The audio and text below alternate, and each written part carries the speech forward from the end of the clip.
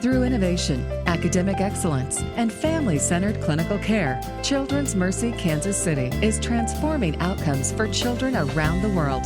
Welcome to the audio interview series, Transformational Pediatrics, with host Dr. Michael Smith.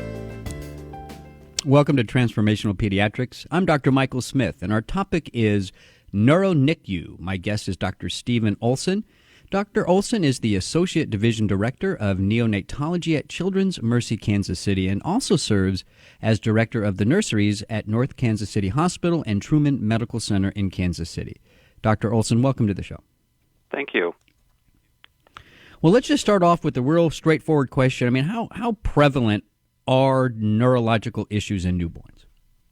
Well, I think they're fairly common when you lump everything together. And when we're talking about a NICU, we've got the premature baby all the way up to the full-term baby, and they both have kind of different issues, but if you lump them all together, we talk about neurologic issues quite a bit in the NICU.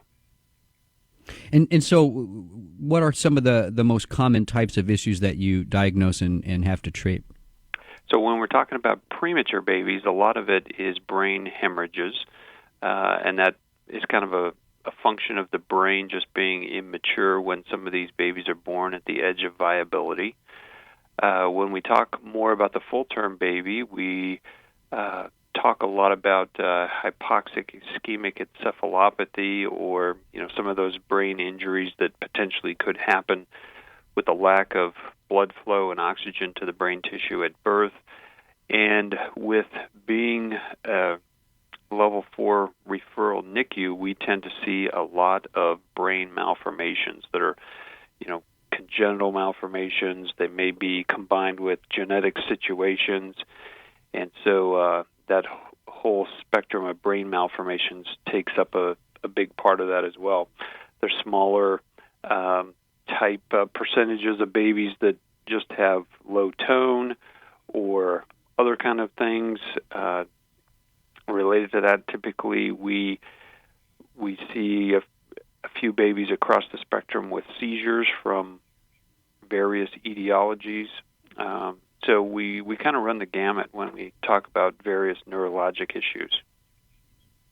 And so what's the goal of having a Neuro NICU program? Really, the goal that we've kind of set up for ourselves is to really increase the collaboration between the neonatologist and the neurologist. We both, train in a little bit different way, and so our focus is a little bit different, and our experience long-term is a little bit different too. So bringing both of those specialties together is really the key. We as neonatologists really are the primary care physician of the neonate, the sick neonate, the one that that needs attention after birth, and to have somebody come in and collaborate with us and be really invested in the neurologic care specifically is really the goal of our program, to really enhance the evaluation, the treatment, and then have somebody there to help us explain and talk about prognosis is really key to this effort. And when you look, speaking of prognosis, when you look at follow-up and you look at the outcome, the long-term, or I should say the potential long-term complications when you have a critically ill premature baby or a newborn, what type of outcomes are you seeing with this approach? Are you seeing less long-term complications when you do your follow-up? Well, there are a few instances where I think the long-term prognosis is better. Probably one of those is the babies with seizures. I think as soon as the sooner you diagnose those, the sooner you treat those, the sooner you can stop a baby from having seizures. Their long-term outcome is going to be better. And I think there's a level of, it may not necessarily be the prognosis is better with babies that have kind of congenital brain malformations, but I think sometimes if you can start early in giving some preparatory guidance or education to the parents and help up front. Their prognosis may be the same, but that journey that they go through, I think, is better. With more support along that journey for the families. And so, is Children's Mercy doing anything to educate other medical centers or even community hospitals about the benefit of a neuro NICU? And are you seeing more hospitals develop this type of department? There are more hospitals around the country developing this type of approach.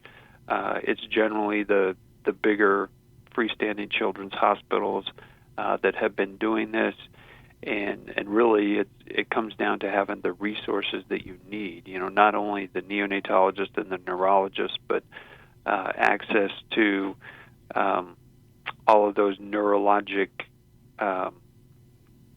evaluation tools, EEGs and MRIs and all those imaging techniques that we can use. So it's definitely a push around the country to develop more and more of this.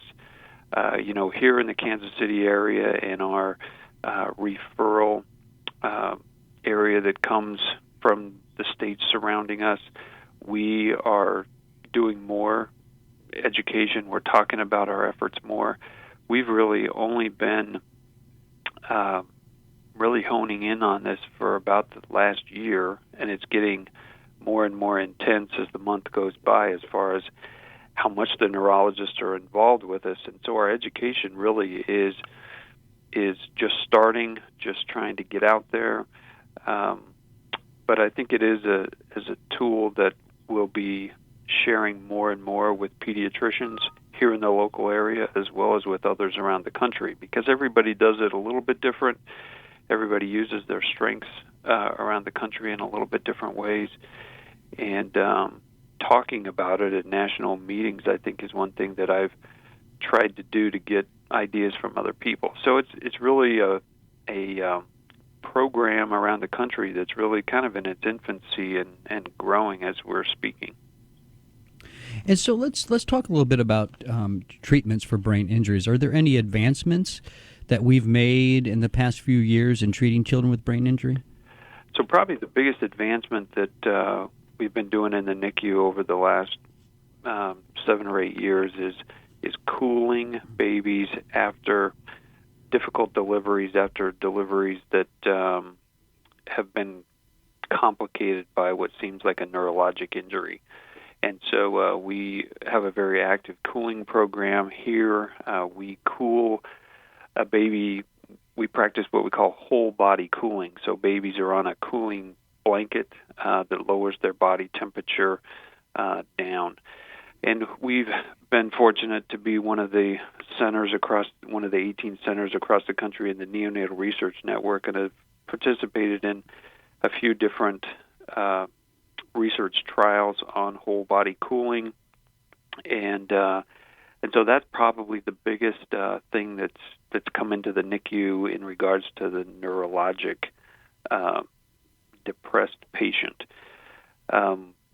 Seizure management has kind of always sort of been there at different levels, and we've had some patients with such severe seizures here that we've actually managed a few with a ketogenic diet, which in the NICU that kind of approach is very unique, and we've got some neurologists that are really specialized in that, and that's kind of been used in more of the pediatric population, and it really hasn't come to the NICU. So there are a few treatments like that, but probably the cooling is the biggest one. Dr. Olsen, I want to thank you for the work that you're doing. I want to thank you for coming on the show. You're listening to Transformational Pediatrics with Children's Mercy Kansas City. For more information, you can go to childrensmercy.org. That's childrensmercy.org. I'm Dr. Michael Smith. Have a great day.